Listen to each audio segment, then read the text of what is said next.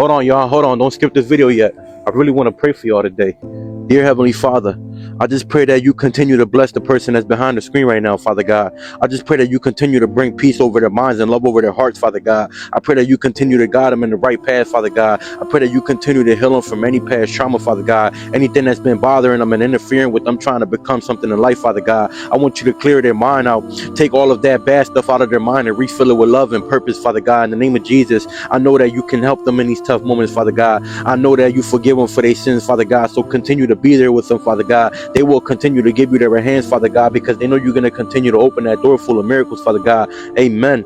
If you watching this video and you made it this far, I want you to know right now that Father God is about to bless your life in a way you can never imagine. Don't you give up on yourself. You continue to be who you are. Continue to chase your dreams because everything's going to work out for you. I want you to know that. So type amen in the comment section down below and you have a wonderful day. I'm going to see y'all later.